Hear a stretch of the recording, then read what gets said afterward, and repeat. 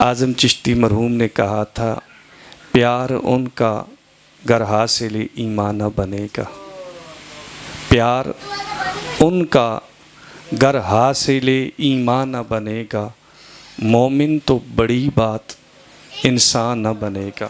تعظیم محمد صلی اللہ علیہ وسلم، تعظیم محمد ہی تو ہے جان عبادت، کتنا کوئی عابد ہو مسلمان نہ بنے گا۔ افلاک نہ پہنچے تیری خاک کفے پاک کو، ذرہ کبھی خورشید درخشاں نہ بنے گا۔ من عمل صالحا من ذکر او انثی وہو مؤمن فلنحیینہ حیاتا طیبہ، اچھا عمل کرنے والا اگر مومن ہے تو زندگی بھی پاکیزہ ہے۔ حقوق زوجین، خاوند کا حق، خاوند کے حقوق، بیوی کے حقوق۔ اور آج کل یہ جس طرح زمانہ ترقی کرتا جا رہا ہے نا، وہ کسی نے کہا تھا مکان تو پکے بن رہے ہیں، رشتے کچے ہو رہے ہیں۔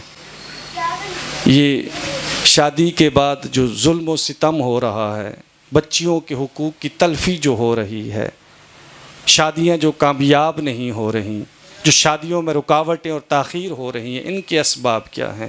اور ضرورت بھی اس امر کی ہے۔ آج ہمیں ضرورت اس امر کی ہے۔ میں نے چند دن قبل ایک صاحب سے بات ایسے ہی کر دی، میں نے کہا مجھے یہ بتاؤ کہ آپ نے کبھی حضور سیدی غوث اعظم کی کوئی ایک کتاب بھی پڑھی ہے؟ میں نے کہا مجھے یہ بتلاؤ، کیا آپ کو حضور سیدی غوث اعظم رحمۃ اللہ تعالی علیہ کے جو اقوال ہیں، جنہیں آپ کوٹیشنز کہتے ہیں، جو اقوال زرعی ہیں، جو زندگی گزارنے کے جو اصول اور ضوابط آپ نے ارشاد فرمائے، مجھے بتاؤ تمہیں ان میں سے کتنے یاد ہیں؟ جو آپ نے حقوق العباد کے حوالہ سے تعلیمات ہمیں ارشاد فرمائی ہیں، مجھے یہ بتاؤ کبھی تم نے ان کو پڑھنے کی، سمجھنے کی، سیکھنے کی اور ان پر عمل پیرا ہونے کی کوشش کی ہے؟ اصل تو دعوی محبت تب کامل ہوگا نا جب ہم ان کی سیرت اور ان کے کردار کو اپنانے کی کوشش کریں، ان کے افکار کو سمجھنے کی اور ان پر عمل پیرا ہونے کی کوشش کریں، دعوی محبت تبھی سچا ہوگا۔ تو حضور سیدی غوث اعظم رحمۃ اللہ تعالی علیہ کی یہ سنت ہے۔ اس کے علاوہ بھی آپ کی جو مجالس ہوتی تھیں، آپ کے سیرت نگاروں نے لکھا ہے کہ آپ ایک ہفتے میں 3 دفعہ مخلوق کے خدا کی تربیت کے لیے مجالس سجایا کرتے تھے۔ 18 علوم کی تدریس الگ، ہر روز 18 علوم کی تدریس الگ، اس کے علاوہ ہر ہفتے میں 3 مجلسیں آپ کی واعظ کی، نصیحت کی۔ اور واعظ کا مقصود یہ نہیں ہوتا تھا کہ واہ واہ ہو جائے، بلے بلے ہو جائے، چرچا ہو جائے، شہرت ہو جائے، نہیں، اللہ والے تھے۔ مقصود اللہ کی رضا تھی، مخلوق کے خدا کی ہدایت تھی۔ جمعہ کا دن بھی، اتوار کا دن بھی، پیر کا دن بھی، منگل کا دن بھی، 3 مجلسیں حضور سیدی غوث اعظم رحمۃ اللہ تعالی علیہ عامت الناس کو قرآن و حدیث کی تفہیم کے لیے، صراط مستقیم کی ترغیب کے لیے، اللہ کی توحید کے پرچار کے لیے، حقوق اللہ اور حقوق العباد کے لیے منعقد کیا کرتے تھے۔ پھر وہ کرم بھی تو ہوتا ہے نا، حدیث پاک میں حتی یودع القبول الہ فی الارض، پھر کرم یہ تھا کہ 70 ہزار کا مجمع ہوتا تھا۔ یہ سپیکرز وغیرہ، یہ ساؤنڈ سسٹم تو آج کی بات ہے نا۔ جس طرح سامنے بیٹھا ہوا فرد آپ کی گفتگو کو سنتا تھا، آخری فرد بھی اسی طرح سنتا تھا، دلوں میں باتیں اثر کرنے والی تھیں۔ تو آج باوجود کہ بڑی ترقی کر چکے ہیں، باوجود کہ ہم بہت ماڈرن ہو چکے ہیں، آج کے دور کو وہ کہتے ہیں نا، پڑھے لکھے لوگ ہیں، پوسٹ ماڈرن ایج ہے نا جی، دور ما بعد جدیدیت ہے، بڑی ترقی ہو گئی۔ لیکن اس کے باوجود اگر ہم اپنے معاشرے پر نظر دوڑائیں نا، ہم اپنے ارد گرد نظر دوڑائیں، تو یہ جو طلاق کی شرح ہے وہ بہت زیادہ ہو چکی ہے، لڑائی جھگڑے بہت زیادہ ہو چکے ہیں، ہر گھر میں فتنہ و فساد پھیل چکا ہے۔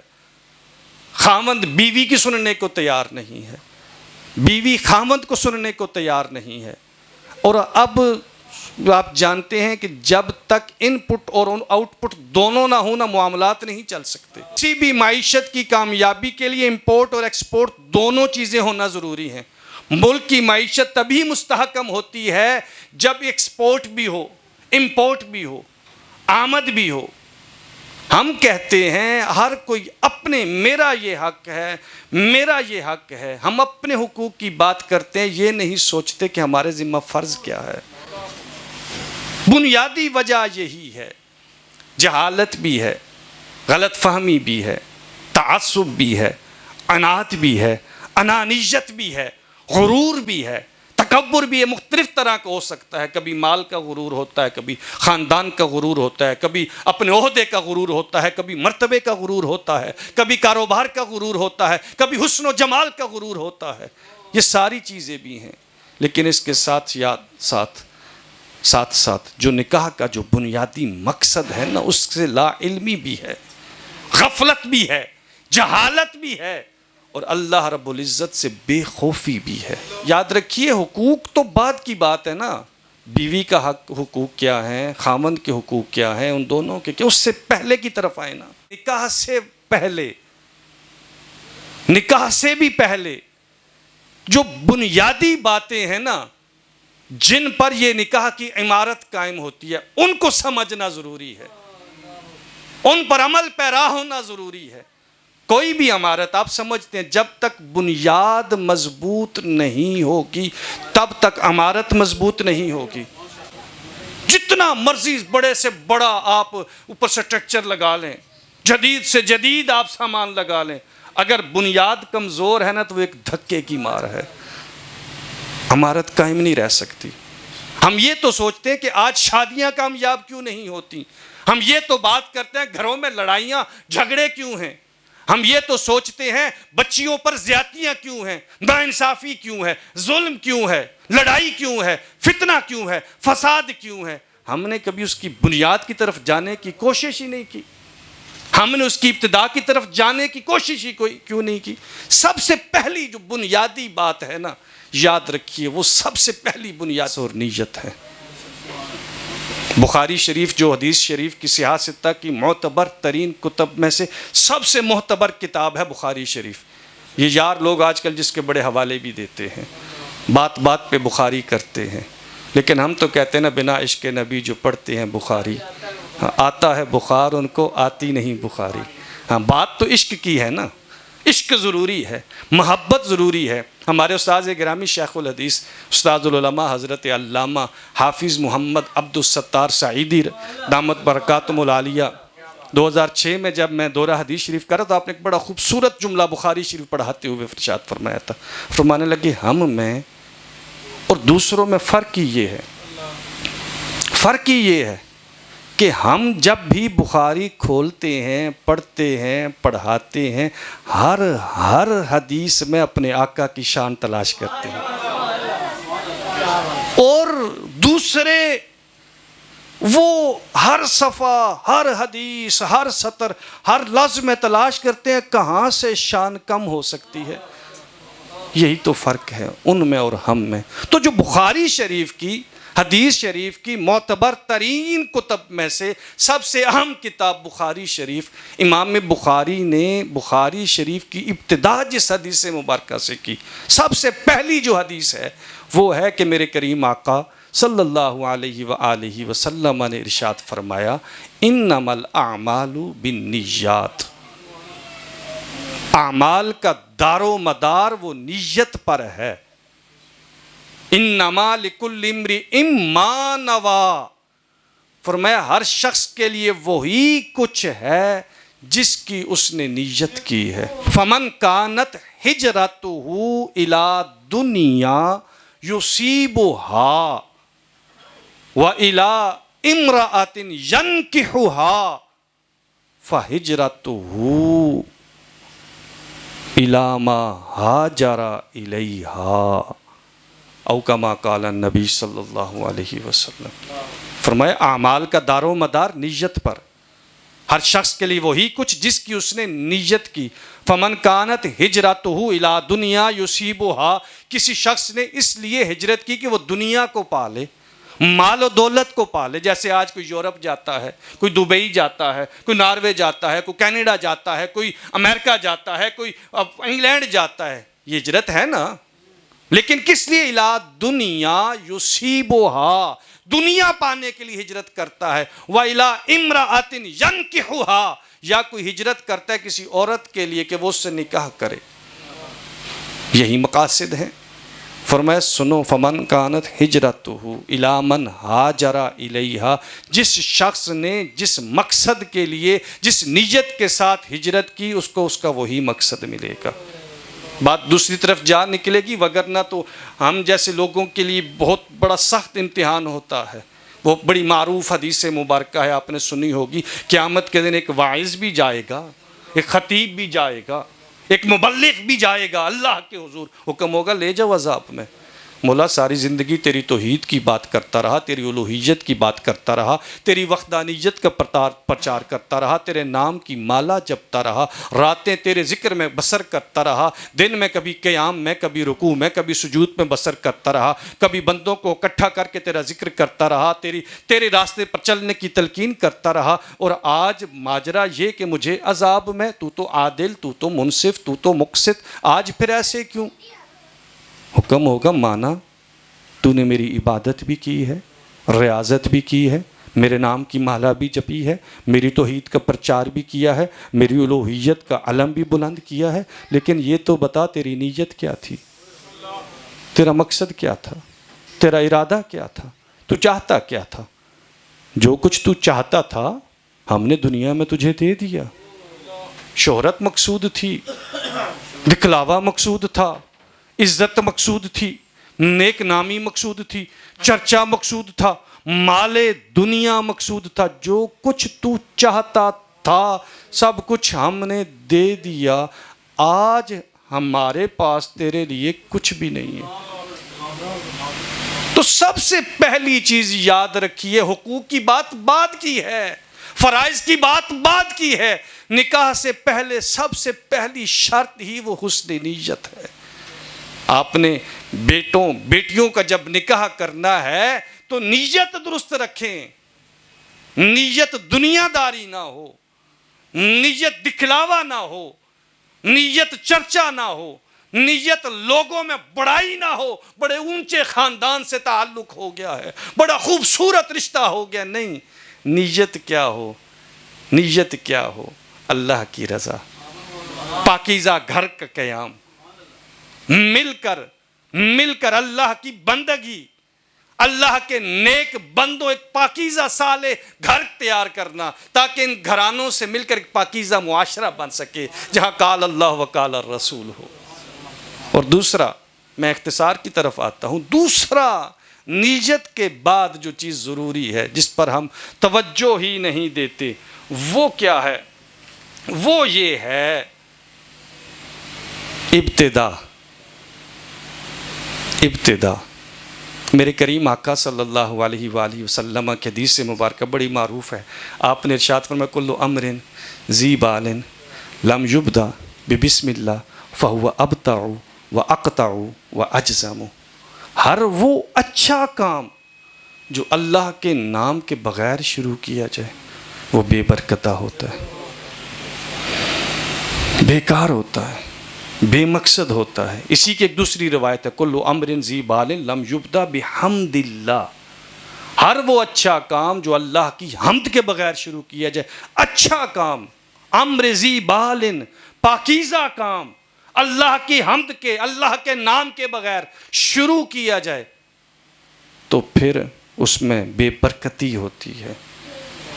ہم نکاح کی ابتدا جو میرے کریم آقا کی سنت ہے، جو میرے کریم آقا کی سنت ہے، ہم نکاح کی ابتدا ہی جب فحاشی پر رکھیں گے، بے حیائی پر رکھیں گے، اور یعنی پر رکھیں گے، اللہ کی ناراضگی پر رکھیں گے. میرے کریم آقا صلی اللہ علیہ وآلہ وسلم نے ارشاد فرمایا تنکح المرأة لأربعین. کسی بھی عورت کے ساتھ نکاح 4 وجوہات کی بنا پر کیا جاتا ہے. کسی بھی عورت سے نکاح لمالہا ولحسبہا ولجمالہا ولدینہا. ہم جب اپنے بچیوں کے رشتے تلاش کرتے ہیں تو کتنی وجوہات ہوتی ہیں؟ کہ 4 وجوہات کی بنا پر تنکح المرأة لأربعین. یا تو اس کا حسن دیکھا جاتا ہے، یا پھر اس کا حسب نسب دیکھا جاتا ہے، خاندان کیسا ہے، یا پھر اس کا مال دیکھا جاتا ہے، اس کے پاس مال و دولت کتنا ہے۔ چوتھی چیز ہے والدینہا، چوتھی چیز ہے عورت کا حسب نسب، خاندان، عورت کا مال و دولت، مال کتنا ہے، دولت کتنی ہے، عورت کا خاندان کیسا ہے، عورت کا حسن و جمال کیسا ہے۔ چوتھی چیز ہے والدینہا، اس کا دین کیا ہے۔ فرمایا فاظفر بذات الدین، دین کو انتخاب کر کے، دین کو بنیاد بنا کر، دین کو وجہ بنا کر، دین کو سبب بنا کر کامیابی حاصل کر لو۔ وَإِلَّا تَارِبَتْ يَدَاكَ، او کما قال النبی صلی اللہ علیہ وسلم، تَارِبَتْ يَدَاكَ، اگر تم دین کو بنیاد نہیں بناؤ گے، دین کو علت نہیں بناؤ گے، دین کو سبب نہیں بناؤ گے، تَارِبَتْ يَدَاكَ، تمہارے ہاتھوں میں سوائے مٹی کے کچھ بھی نہیں رہے گا۔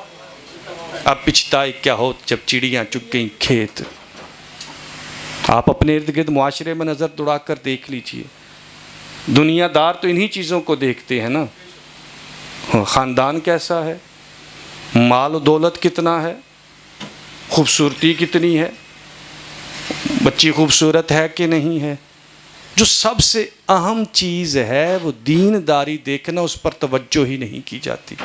بلکہ ظلم تو یہ ہے کہ اگر دین سے تعلق ہو تو یہ کہتے ہیں نہیں کھائے گی کہاں سے، کسی مولوی کے ساتھ رشتہ کر دیا تو کھائے گی کہاں سے، ہاں وہ داڑھی نہیں رکھنی، داڑھی رکھ لی تو میں رشتہ کون دے گا۔ یہ الگ بات ہے، یہ ہمارے معاشرے کی بے حسی ہے۔ ایک طرف یہ بھی کہتے ہیں کہ مولوی سے رشتہ کر دیا، دیندار سے رشتہ کر دیا، کھائے گی کہاں سے، دوسری طرف یہ بھی ڈنڈورا پیٹتے ہیں مولوی تے کھا گئے لٹ کے۔ بھئی ایک بات پر تو قائم رہو، ایک بات پر تو قائم رہو۔ دنیا دار ان چیزوں کو دیکھتے ہیں۔ میرے کریم آقا نے فرمایا تم جب نکاح کی بنیاد رکھنا چاہو، تم جب نکاح کی ابتدا کرنا چاہو تو سنو، تم نے مال کو نہیں دیکھنا، تم نے حسب نسب کو نہیں دیکھنا، تم نے حسن و جمال کو نہیں دیکھنا، تم نے دین کو دیکھنا ہے، دین کے ساتھ تعلق کتنا ہے۔ اسی لیے تو میرے کریم آقا صلی اللہ علیہ وآلہ وسلم نے ایک اور حدیث مبارکہ میں فرمایا، ترمذی شریف کی حدیث مبارکہ ہے، فرمایا خطبہ من ترضون دینہ وخلقہ، جب تمہیں کسی ایسے شخص کی طرف سے نکاح کا پیغام آئے نا، ترضون دینہ وخلقہ، جس کے دین سے اور جس کے حسن اخلاق سے تم راضی ہو، فرمایا کیا کرو، فَزَوِّجُوهُ، اپنی اولاد کا نکاح ان سے کر دو، وَإِلَّا تَفْعَلُوا تَكُنْ فِتْنَةٌ فِي الْأَرْضِ وَفَسَادٌ عَرِيضٌ، او کما قال النبی صلی اللہ علیہ وسلم۔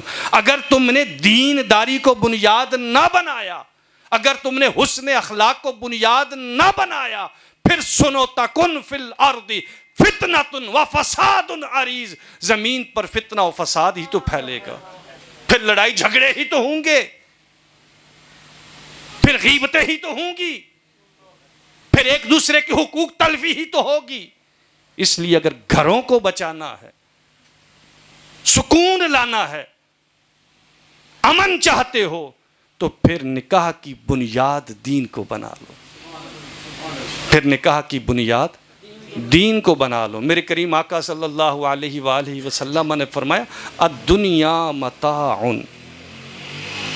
دنیا کے لیے نکاح کا تعلق اور بندھن تو ایسا ہے نا، یہ ہمیشہ رہنے والا ہے نا، مومن کا عقد تو ہمیشہ کے لیے ہے۔ اب تم ایسا عقد قائم کر رہے ہو کہ جس میں تم بنیاد دنیا کو بنا رہے ہو، تو میرے کریم آقا نے فرمایا سنو الدنیا متاع، دنیا تو بالکل تھوڑی سی ہے، دنیا کا ساز و سامان تو بالکل تھوڑا سا ہے، دنیا کی ساری نعمتیں ملا لو تو مومن کے لیے جنت ہے، اس کے مقابلے میں ایک ذرے جیسی بھی حیثیت نہیں ہے۔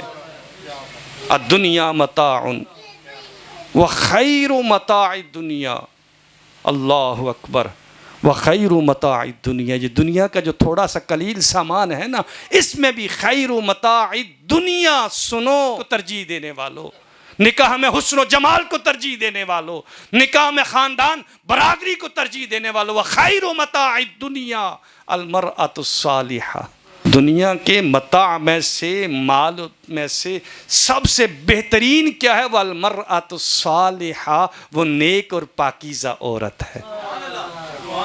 حضور سیدی غوث اعظم کا ذکر پھر میرا ذہن اور میرا وجدان وہاں ہی جاتا ہے، جب آپ کے والد گرامی حضرت ابو صالح موسیٰ جنگی دوست کے نکاح کی باری آئی تو آپ کے نانا جان نے حضرت عبداللہ صومعی نے آپ کو کہا تھا بیٹی وہ ہے جو آنکھوں سے اندھی ہے، جو بہری بھی ہے، جو گونگی بھی ہے، جو لولی لنگڑی بھی ہے۔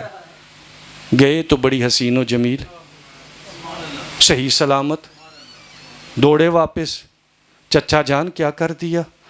ظلم ہو گیا مجھ سے، نامحرم پر نظر پڑ گئی۔ کہا نہیں بیٹا، تمہاری ہی بیوی ہے۔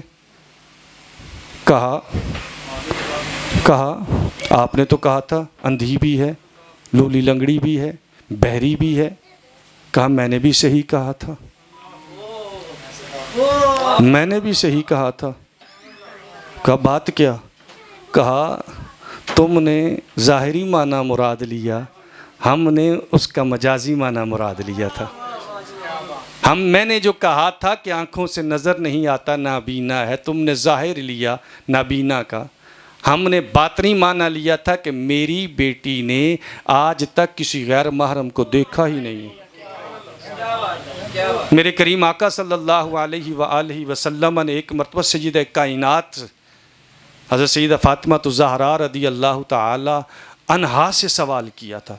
آپ نے پوچھا تھا تفہیم کے لیے، یا فاطمہ ای المرأۃ خیر، فاطمہ یہ تو بتا کون سی عورت سب سے بہترین ہے؟ فاطمہ یہ بتا کون سی عورت سب سے بہترین ہے؟ فرمایا ای لا ترى رجلا، ابا جان یا رسول اللہ وہ عورت جس نے کسی غیر محرم کو نہ دیکھا ہو، جس نے کسی غیر محرم کو نہ دیکھا ہو۔ وہ بڑی معروف حدیث ہے نا، میرے کریم کی بارگاہ میں امہات المؤمنین موجود ہیں، حضرت عبداللہ بن مکتوم جو نابینا صحابی ہیں، وہ آنے لگے نے، اجازت لی، دستک دی تو میرے کریم نے امہات المؤمنین سے فرمایا پردہ کر لو، عبداللہ بن مکتوم آ رہا ہے، عبداللہ بن مکتوم آ رہا ہے۔ عرض کرنے لگی حضور عبداللہ بن مکتوم تو نابینا ہے، انہیں تو نظر ہی نہیں آتا، انہیں تو نظر ہی نہیں آتا، ان سے کیا پردہ کرنا؟ فرمایا وہ نابینا ہے نا، تم تو نابینا نہیں ہو۔ ای لا ترى رجلا، لا ترى رجلا، کہا میں نے جو کہا تھا نا نابینا، اس کا مطلب یہ کسی غیر محرم کو نہیں دیکھا۔ میں نے جو کہا تھا نا بہری ہے، گونگی ہے، اس کا مطلب یہ کہ آج تک کوئی غیر شرعی بات میری بیٹی کے کانوں میں نہیں پڑی، میری بیٹی نے کوئی غیر شرعی لفظ اپنی زبان سے نہیں نکالا۔ میں نے جو کہا تھا نا وہ لولی لنگڑی ہے، آج تک میری بیٹی اپنے گھر کی دہلیز سے باہر نہیں نکلی۔ یہ ہے المرأۃ الصالحہ، نیک بیٹی، نیک عورت۔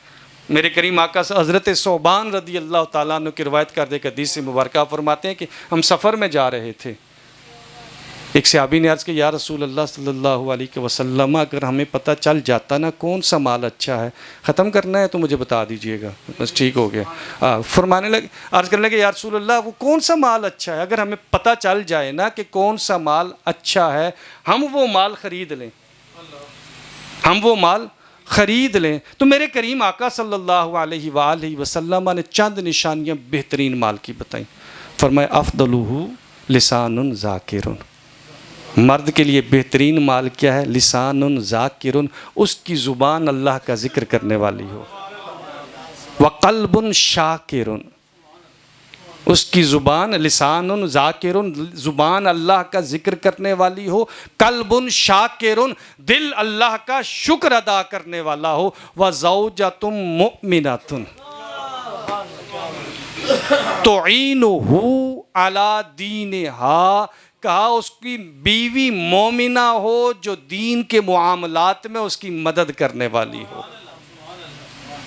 اب یہ ہے بنیاد، یہ ہے بنیاد، ضروری ہے. نکاح سے قبل ہمیں یہ فکر تو ہوتی ہے نا، رشتے کیوں ٹوٹ جاتے ہیں، گھر کیوں ٹوٹ جاتے ہیں، آج کل طلاق کی شرح کیوں زیادہ ہو چکی ہے، لڑائی جھگڑے کیوں ہو چکے ہیں. ان بنیادی باتوں پر توجہ ہی ہم نے چھوڑ دی ہے، ان کو اپنانا ہی ہم نے چھوڑ دی. اور تیسری بنیادی بات جو ایک غلط فہمی ہمارے معاشرے میں پائی جاتی ہے، جس کو ہم بار بار ذکر کرتے ہیں، جی اللہ نے قرآن میں ارشاد فرمایا الرجال قوامون علی النساء، مرد عورتوں سے قوی ہیں، کوئی شک نہیں. حاکمیت مرد کو دی گئی، اختیار مرد کو دیا گیا، اقتدار مرد کو دیا گیا، بنیادی ضروریات مرد نے پوری کرنی ہے، سارا کچھ مرد کے لیے ہے. لیکن اس کے ساتھ ساتھ یہ بھی تو دیکھیں نا، قرآن میں رب کیا فرماتا ہے، وَلَهُنَّ مِثْلُ الَّذِي عَلَيْهِنَّ بِالْمَعْرُوفِ. کہا جس طرح مرد کا حق ہے، جو سلوک مرد کا حق ہے، نیکی کا، اچھائی کا، بھلائی کا، قرآن کہتا ہے اسی کی مثل عورت کا بھی حق ہے. ہم یہ بات کیوں بھول جاتے ہیں؟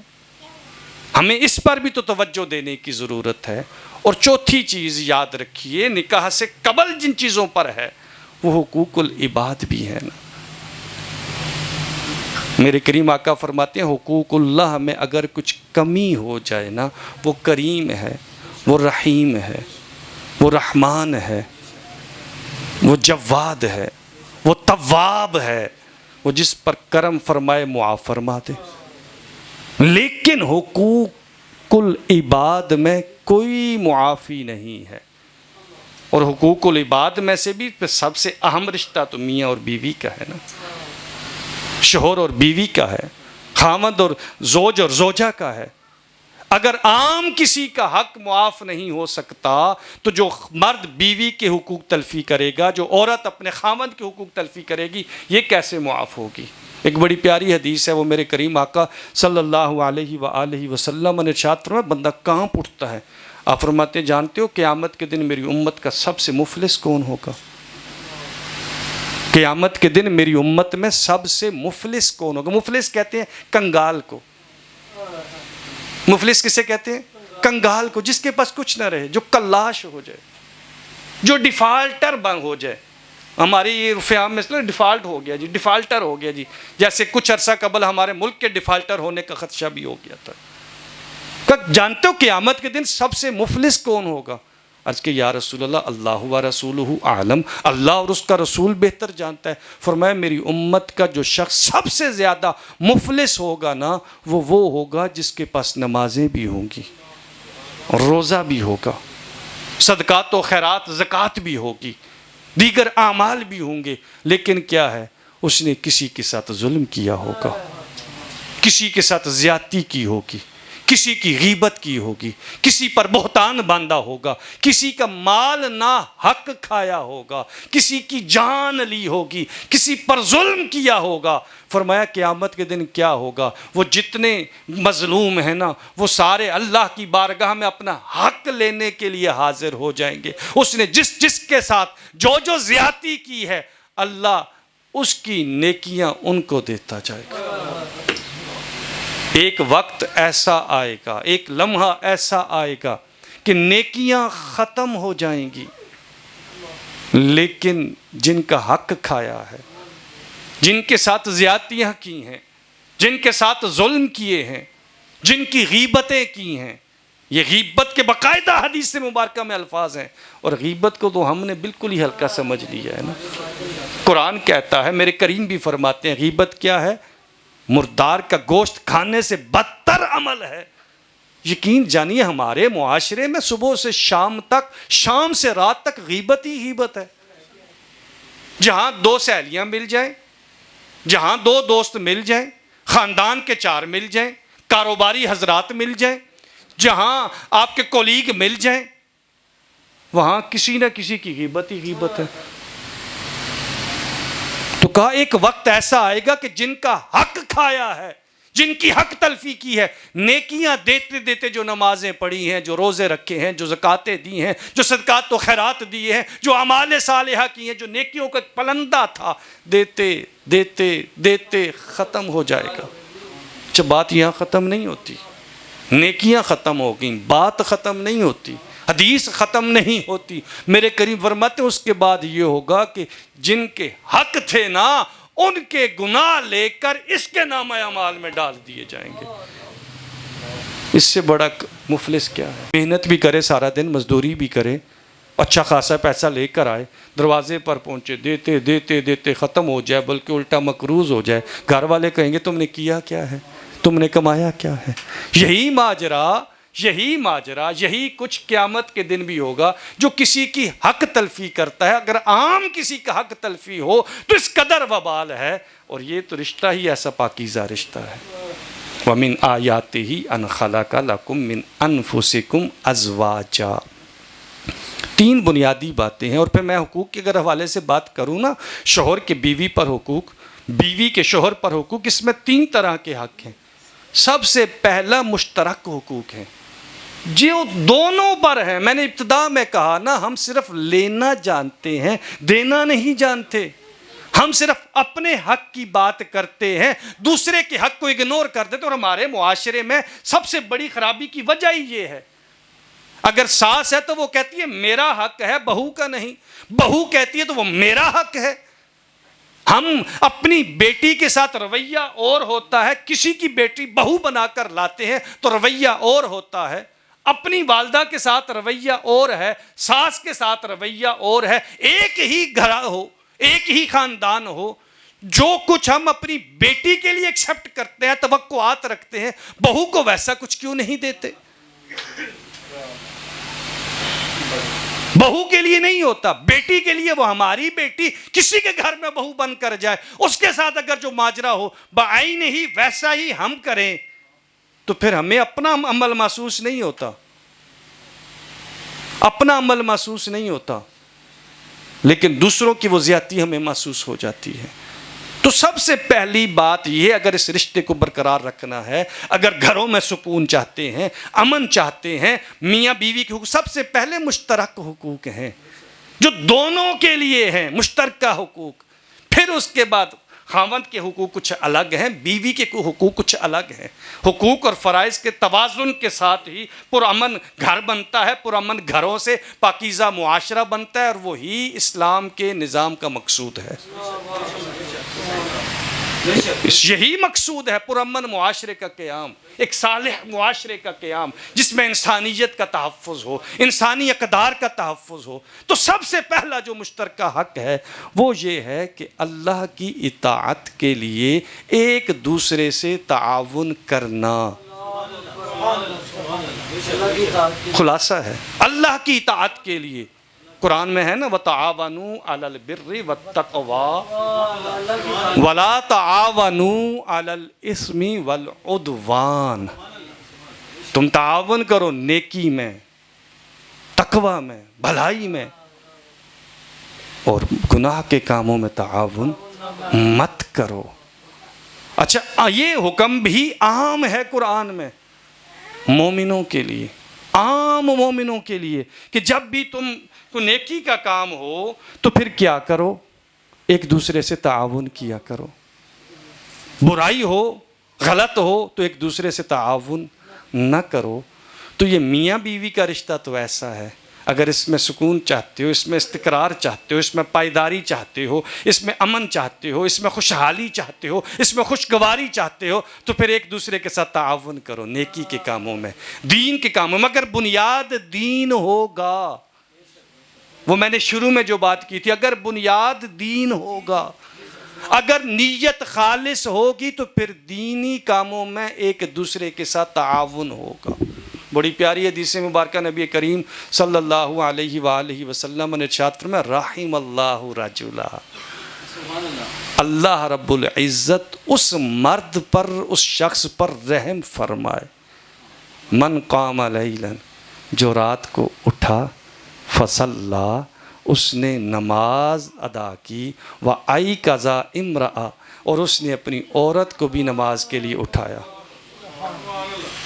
صرف خود نہیں اٹھا، یہ ہے تعاونوا علی البر والتقوی وتعاونوا ولا تعاونوا علی الاثم والعدوان۔ رحم اللہ رجلا، اللہ رحم فرمائے ایسے مرد پر جو رات کو خود اٹھا، نماز پڑھی، پھر اس نے اپنی عورت کو بھی اٹھایا۔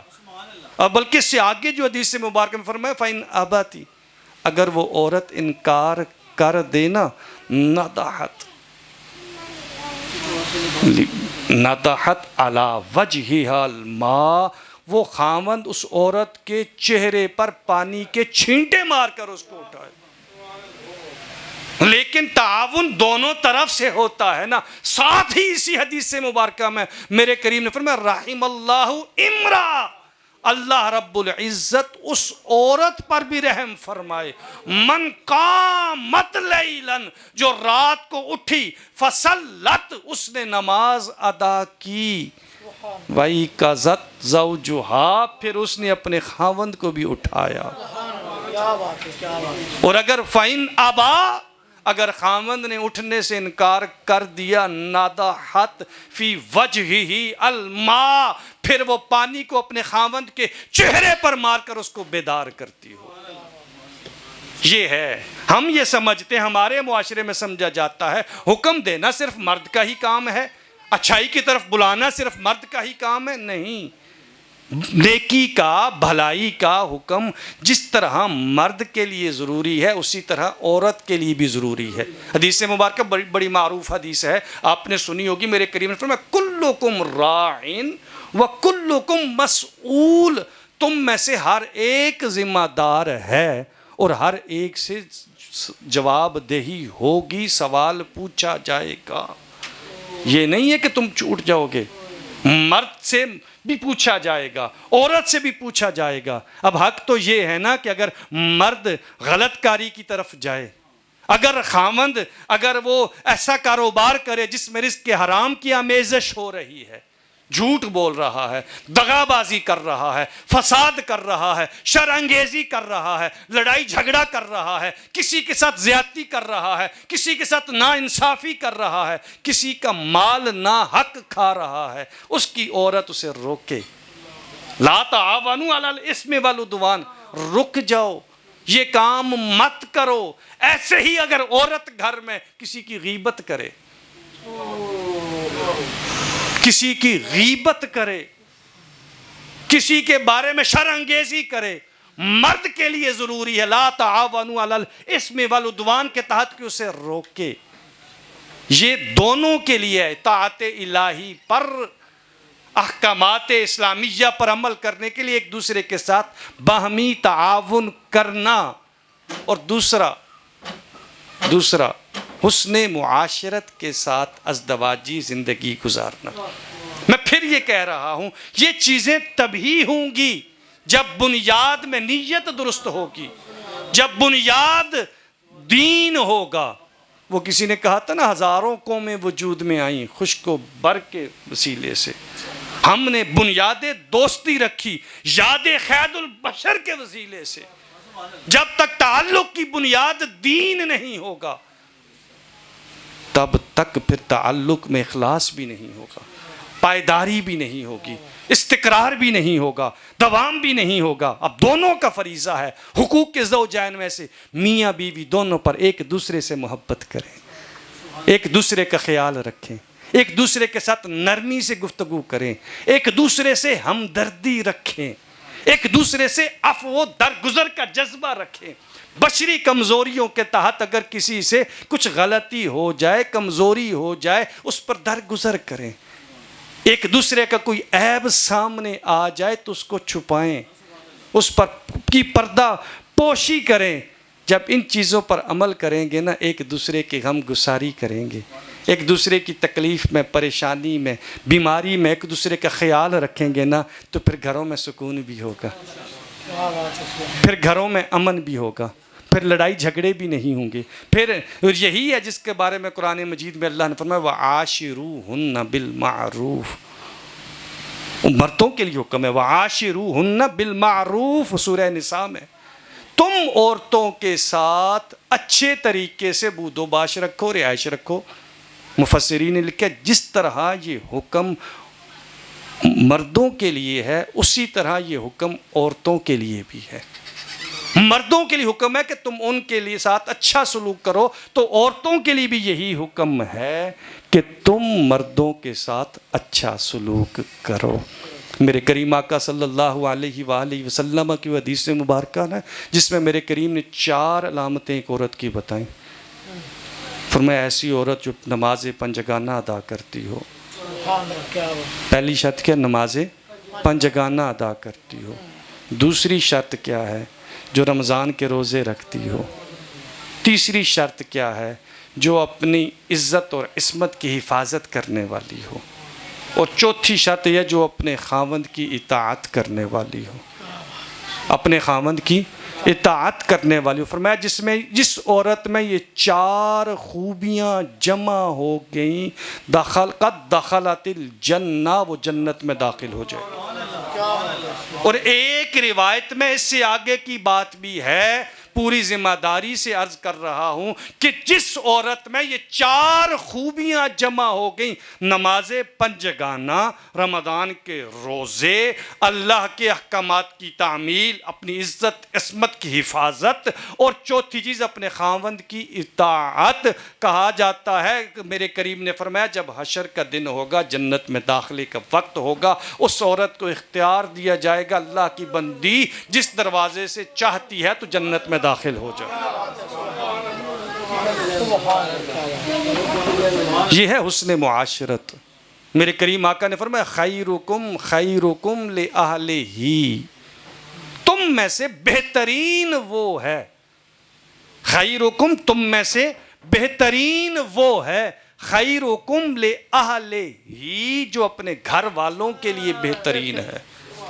آج بڑے میں نے پہلے ابتدا میں کہا میرا مقصود کبھی کسی کی ذات پر تنقید نہیں ہوتا۔ آج ہم اپنے ارد گرد دیکھیں نا، بڑے بڑے جبہ و دستار والے، بڑے بڑے معاشرے میں قد و کاٹھ والے، باہر ان کا بڑا نام ہوتا ہے، باہر وہ دوسروں کے ساتھ بڑے ہنس مکھ ہوتے ہیں، بڑے خوش اخلاق ہوتے ہیں، بڑی قربانیاں دینے والے ہوتے ہیں، بڑے دوسروں کے لیے دسترخوان بچھانے والے ہوتے ہیں، لیکن جو ہی گھر میں آتے ہیں اپنے گھر والوں کے ساتھ ان کا سلوک انتہائی بدتر ہوتا ہے، انتہائی غلط ہوتا ہے۔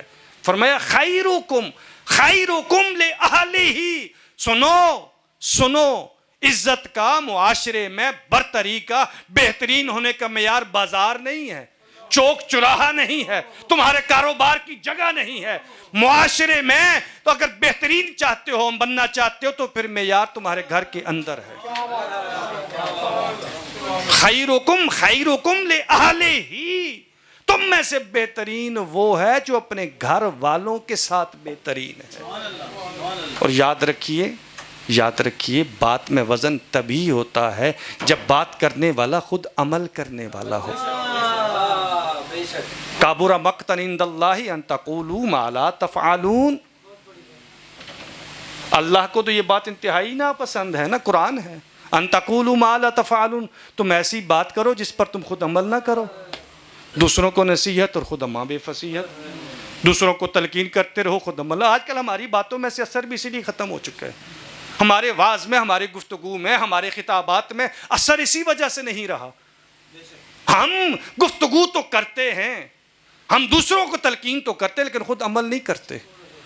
ہم اپنے آپ کو بناتے ہیں، سنوارتے ہیں۔ حضور سید فیض عالم داتا گنج بخش رحمت اللہ تعالی علیہ نے مستصوف کی جو اصطلاح کشف المحجوب شریف میں نقل فرمائی ہے، صوفی ہو نا، ولی ہو نا، عابد ہو نا، حلیہ جو ہے نا وہ صوفیوں جیسا بنا لے، نیکوکاروں جیسا بنا لے، تو ختم۔ اگر آپ عمل نہیں کرتے تو آپ کی زبان میں تاثیر نہیں ہے، آپ کی بات کی مضبوطی نہیں ہے، پختگی نہیں ہے۔ یہ اعزاز ہے کائنات کے سپریم لیڈر کا، اعزاز ہے کائنات کے والی کا، یہ کائنات کے سید الانبیاء کا شرف ہے، امتیاز ہے، خصوصیت ہے۔ آپ نے جو کچھ بھی فرمایا نہ صرف فرمایا نہیں، عمل کر کے دکھایا بھی۔ سیدہ پاک سے ام المؤمنین سیدہ عائشہ صدیقہ رضی اللہ تعالیٰ عنہ سے پوچھا گیا تھا نا کہ کریم آقا صلی اللہ علیہ وآلہ وسلم کے اخلاق کیسے تھے؟ فرمایا کیا پوچھتے ہو؟ کان خلقہ القرآن، قرآن کی عملی تفسیر تو کریم آقا صلی اللہ علیہ وآلہ وسلم تھے۔ یہی ہے نا، آپ نے فرمایا خیرکم خیرکم لأہلہ، تم میں سے بہترین وہ ہے جو اپنے اہل و عیال کے ساتھ، اپنے اہل خانہ کے ساتھ بہترین ہے۔ ساتھ ہی فرمایا وَأَنَا خیرکم لأہلی، او کما قال النبی صلی اللہ علیہ وسلم وَأَنَا خیرکم لأہلی۔ سنو، میں تم میں سب سے بہترین ہوں اپنے اہل و عیال کے لیے، اپنے گھرانے کے لیے۔ تو یہ ہے حسن معاشرت۔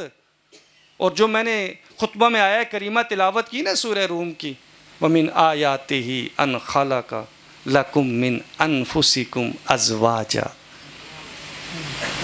یہ اگر ہم قرآن پر غور کریں نا، وہ معزز تھے زمانے میں مسلمان ہو کر، اور ہم خوار ہوئے تارک قرآن ہو کر۔ وَمِنْ آیَاتِهِ أَنْ خَلَقَ لَكُمْ مِنْ أَنفُسِكُمْ أَزْوَاجًا۔ اس کی نشانیوں میں سے ایک نشانی یہ ہے أَنْ خَلَقَ لَكُمْ مِنْ أَنفُسِكُمْ أَزْوَاجًا، اس نے تمہارے لیے تم میں سے ہی بیویاں پیدا کی۔ تخلیق تو حضرت آدم کی پسلی سے ہے نا، حضرت اماں حوا کی۔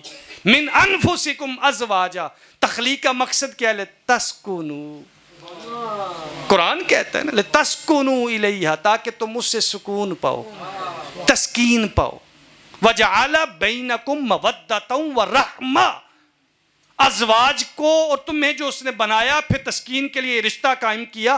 وَجَعَلَ بَيْنَكُمْ مَوَدَّةً وَرَحْمَةً، اس نے تمہارے درمیان مودت بھی پیدا کر دی، رحمت ہمدردی بھی پیدا کر دی۔ یہ رشتوں کو ٹوٹنے سے بچانا چاہتے ہیں نا، گھر کو خوشگوار بنانا چاہتے ہیں نا، یہ تین چیزیں ہیں، صرف تین چیزیں ہیں، بنیادی باتیں ہیں۔ پہلی بات یہ ہے وہ گھر خوشگوار ہوگا، وہ رشتہ قائم رہے گا، ہمیشہ پائیدار رہے گا، امن رہے گا، سکون رہے گا، بدحالی نہیں ہوگی، لڑائی جھگڑے نہیں ہوں گے، جس میں باہمی اتحاد ہوگا۔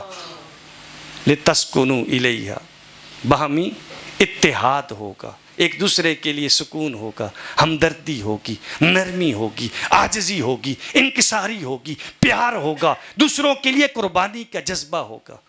وہ جو رکھتے ہیں نا اوروں کے لیے پیار کا جذبہ، ہاں وہ لوگ ٹوٹ کے بکھرا نہیں کرتے، لیکن باہمی اتحاد کے لیے، ہمدردی کے لیے، نرمی کے لیے، موارثت کے لیے، سکون کے لیے باہمی محبت کا ہونا ضروری ہے، باہمی محبت کا ہونا ضروری ہے۔ لو انفقت ما فی الارض جمیعا، اگر تم سارا کچھ زمین و آسمان میں جو کچھ ہے نا خرچ کر لو نا، تو پھر بھی لوگوں کے دلوں میں محبت نہیں ڈال سکتے۔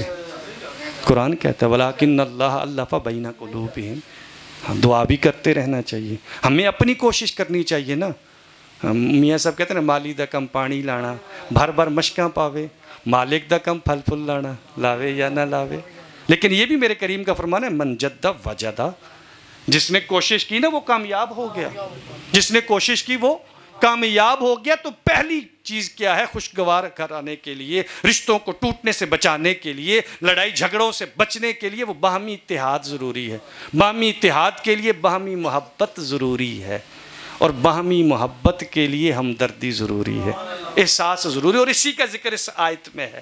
لِتَسْكُنُوا إِلَيْهَا، پہلی چیز سکون ہے۔ وَجَعَلَ بَيْنَكُمْ مَوَدَّةً، اور اسی نے پیدا کیا تمہارے درمیان مودت۔ مودت یہ محبت سے آگے کی بات ہے، یہ محبت سے آگے کا نظریہ ہے۔ وَرَحْمَةً، مَوَدَّةً وَرَحْمَةً، رحمت کیا ہے؟ ہمدردی۔ اللہ کی رحمت، اس کی ایک ذرا سی جھلک ماں کے پیار میں، تو ماں کتنی ہمدرد ہوتی ہے۔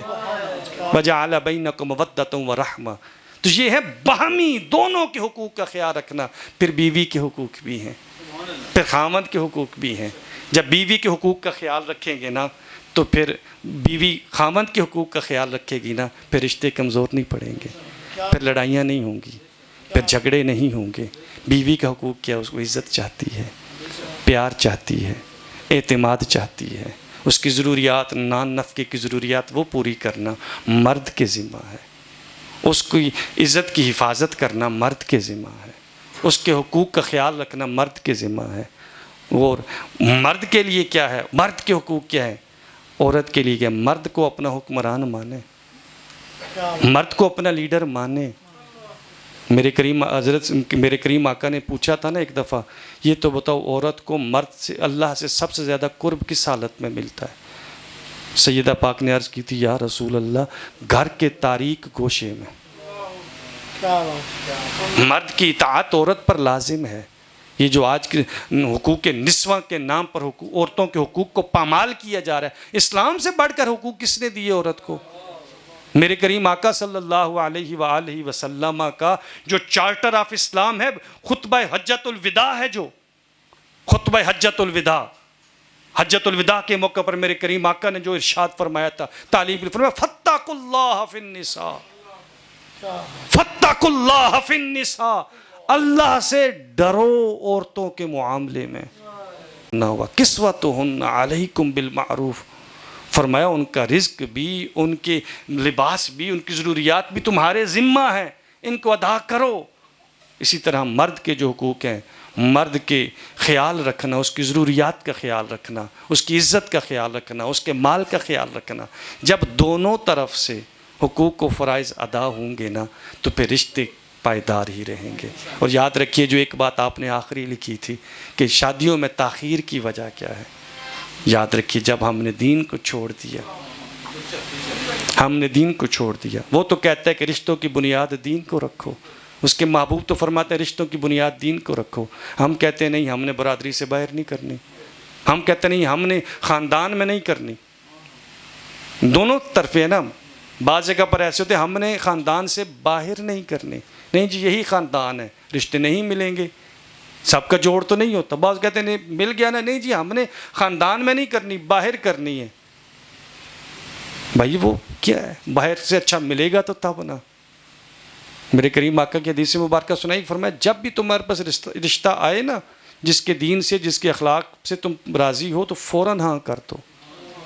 اور پھر آخری بات، بعض لوگ ہمارے معاشرے میں، اس معاشرے میں جو کہتے ہیں کہ تعلیم کے لیے جی رشتوں میں تاخیر، ہوتا کیا ہے، پہلے تعلیم حاصل کرنے کے لیے تاخیر کرتے جاتے ہیں، پھر بالوں میں چاندی آ جاتی ہے، پھر مناسب رشتے ملتے ہی نہیں ہیں۔ ہم تعلیم کے مخالف نہیں ہیں، اس میری بات سے کوئی یہ مت سمجھے ہم تعلیم کے مخالف ہیں۔ میرے کریم آقا صلی اللہ علیہ وسلم نے مطلب العلم من المہد الی اللحد، گود سے گور تک علم حاصل کرو، علم فریضۃ علی کل مسلم و مسلمہ، ہر مرد عورت پر علم حاصل کرنا فرض ہے۔ میں ایک بات کرنا چاہتا ہوں، جو آپ جانتے ہیں پہلا مارکہ بدر کا تھا نا، پہلا مارکہ کفار مکہ سے جو جنگ تھی، جہاد تھا، 2 ہجری میں غزوہ بدر تھا۔ بدر میں 70 ان کے جو مشرکین مکہ کے لوگ قیدی بن کر آئے تھے، ان کو چھوڑنے کی شرط کیا تھی؟ اتنا فدیہ دو، فدیہ نہیں دے سکتے تو ہمارے بچوں کو تعلیم دو۔ تعلیم کون سی تھی؟ مشرک تھے، کافر تھے، قرآن تو نہیں پڑھانا تھا، حدیث تو نہیں پڑھانی تھی، یہی دنیا کی تعلیم تھی۔ ہم تعلیم کے مخالف ہرگز بھی نہیں ہیں، ہاں وہ تعلیم جو دین سے دور کرے، جو اللہ سے دور کرے، ہم اس تعلیم کے مخالف ہیں۔ تعلیم ضرور دلوائیں، لیکن تعلیم کی وجہ سے کبھی بھی رشتوں میں تاخیر مت کریں۔ اللہ رب العزت ہمیں دین اسلام کو سمجھنے کی توفیق عطا فرمائے، ہمیں دوسروں کے حقوق کو ادا کرنے کی توفیق عطا فرمائے۔ اللہ رب العزت ہمارے جو والدین بچیوں کے رشتوں کی وجہ سے پریشان ہیں، ان کے لیے بہترین اسباب پیدا فرمائے۔ وما